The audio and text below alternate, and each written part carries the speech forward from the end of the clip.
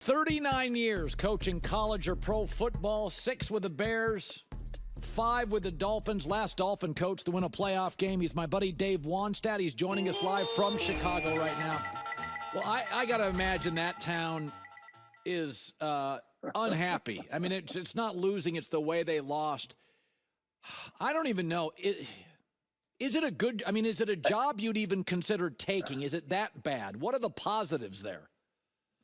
Well, the positive are that you're going to have a full house every week, and this is a football town. I mean, even in tough times, when the Bulls were having their heyday and obviously the Blackhawks and on, I mean, it's a Bears town. Yeah. It always will be. And they have a quarterback that's got some talent. So, yes, it's a darn good job. But, no, you're right. The town is just turned upside down right now. All that I do is radio and TV for them, and I was walking up the other morning at 7 o'clock to do a show. I didn't even have a cup of coffee yet, and the guy stopped me on the street and wanted to start cussing me out. You and those damn Bears, Wannstedt. I said, buddy, relax. I mean, this guy, how'd you like to work next to him all day? Yeah. Wow. Yeah. So here's my take. Would you go with a young offensive coordinator like a Ben Johnson and just get Caleb right? Would you go with a guy that's more of a tough physical culture builder like Vrabel? Is there a perfect choice?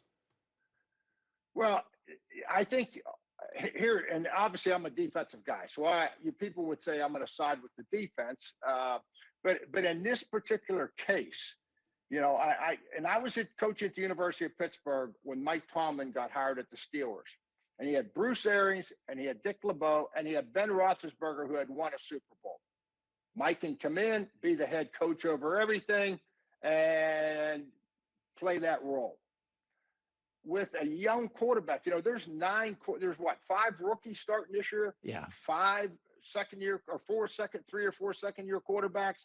So my point is, the offensive guy, you want somebody, I think, at the Bears that's an offensive-minded coach that can grow with Caleb. Now, when you look at these offensive coaches, I wouldn't look at a one-year wonder offensive coordinator or a 6-game wonder offensive coordinator. You look at these guys that have some history to them, Colin, 2 or 3 years. Because let me tell you what happened to me when I was at the Bears. My third year, we go to the playoffs, win a playoff game here. The next year, my offensive coordinator leaves me, Ron Turner. He goes to the University of Illinois. I get another offensive coordinator. I'm at the Dolphins 2 years into it. Playoffs, 12 wins, 11 wins. Chan Gailey leaves me, goes to Georgia Tech. I hire Norv Turner, comes on. 2 years with Norv, winning 10 games a year. Norv takes the Raiders job. So going on my 5th year at the Dolphins, I was on my 3rd offensive coordinator, and they all say, this is the catch. They all say, oh, no, we'll make the terminology and we'll keep the system the same for the quarterback. They don't. They all believe in things that they've been successful, and that's what you get into. That's why an offensive guy that has experience, I think, really would benefit the quarterback. It's interesting as we look at the emergence of run games. Baltimore, Detroit, the Rams with Kyron Williams. You start looking at the NFL right now, Saquon Barkley, Eagles. The run game is back. And do you have a belief why? I mean, there was a 2-year period, nobody wanted to pay him. I'm looking around the league now. Washington, Atlanta leads their division. All the teams now, Buffalo with James Cook. Yep. The run game is back. Why, in your opinion? Well, number one, I think that it helps the young quarterbacks immensely. Yeah. If you got a young quarterback and you can run the football, boy, does that help him as far as being in manageable third downs. That's the opposite of what the Bears are doing. Bears are in shotgun. I had a great conversation with Troy Aikman the other day. He was on my radio show, and Troy was talking about how the Kyle Shanahan tree, the McVays, the guy at Minnesota, obviously McVay, all these guys that come under that tree, LaFleur, they all are under center a lot of the time, and it's all timing steps and get the ball out quick. And he said, and Troy made the point, he says, that's where obviously your best play action passes come. Who's going to fall for a play action pass when the guy's in a shotgun? So I think that the guys that are running it, and I looked this morning, it's funny you bring that up. 6 of the top 10 running backs in the NFL right now are all the top teams. You mentioned, obviously, most of them there. So my point is, I think that it helps the young quarterbacks. It gives your quarterback a chance to convert third downs. And obviously, you're going to move the chains. You're going to score points. And it rests your defense. I mean, all these teams now all of a sudden are getting better with defense as the year goes on. Why is that? Because they're rested. They're not playing as many snaps as if they're throwing it every down. Philadelphia's coach Nick Sirianni. I have multiple instances, a hand gesture at a Super Bowl, arguing with a position coach, feisty last week with Zach Ertz, yelling at fans. It's not the way you would have done it. I mean, Philly's an emotional town. He's an emotional guy, so it's working. But what do you make of it when you see this stuff? Yeah, that turns me off. I mean, I don't believe in that stuff. I wouldn't do that stuff. But I will say this. I think the last few weeks, Nick's kind of gotten a little bit quieter. And they're one of the few teams. They're in the top 10 in offense and defense. And two other things that tells me that he's got control of his team. They have the second fewest penalties in the National Football League. Yeah. They're +6 in turnover margin in the NFL right now. So all the things that win games for you, sometimes that people don't want to talk about, boy, they are doing a very good job. And they went out and they hired Vic Fangio, and they got the top defense right now in the NFL. So I think, I had a problem with some of the things that he did, but I think overall he's doing a very good job. He's got good people. He's letting them work. Kellen Moore's doing a great job with the offense. And that's a key to being a head coach. Okay, so I got to ask you, Packers are going to Minnesota to play the Vikings. So you got J.J. McCarthy, and if you let Sam Darnold go, you got a rookie contract for 5 years. You can go buy any weakness. Daniel Jones can be a backup, or you can keep Darnold, who's red hot. What do you, if you ran the team, you're the GM of this team, even if you're the coach, what do you do with Darnold? Now, you can argue, hey, everybody's going to succeed with Jordan Addison, and everybody's going to succeed with Justin Jefferson and T.J. Hawkinson. Is it the parts? Is it Sam? What do you do with Darnold in that situation?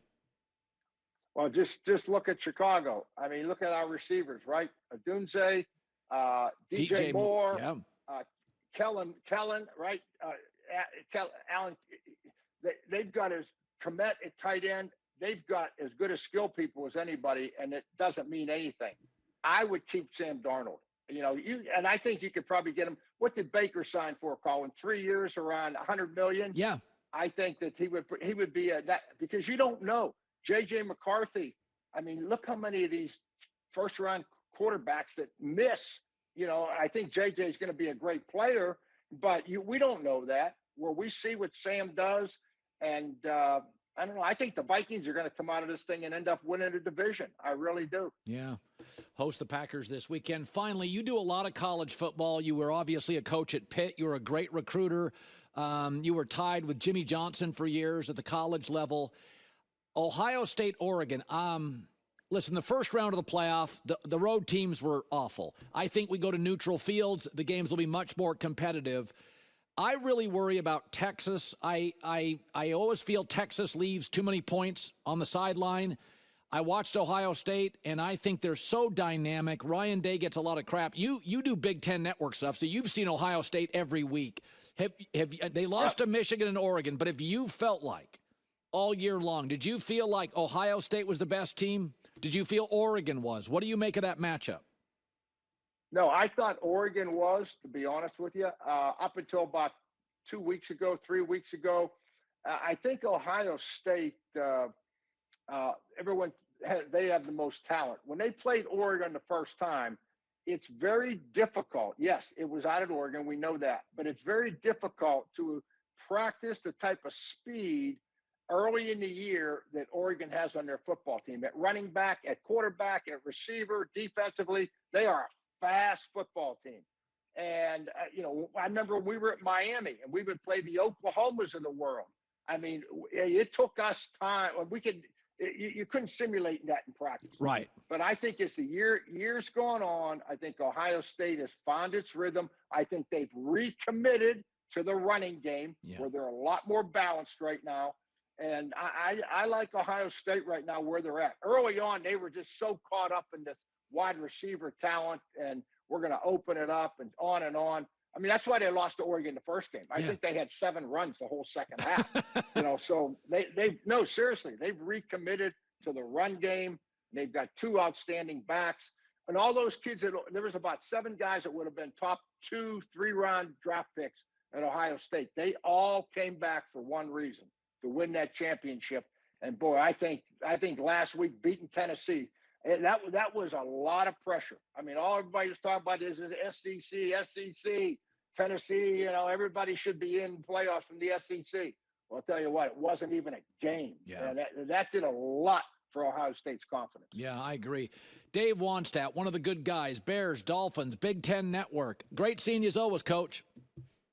All right, Colin, be safe, buddy. All right. Bye-bye. Hi, everybody. It's me, Uncle Colin. Subscribe here to get the latest from the herd, including exclusive behind-the-scenes videos and more, wherever you may be, however you may be watching.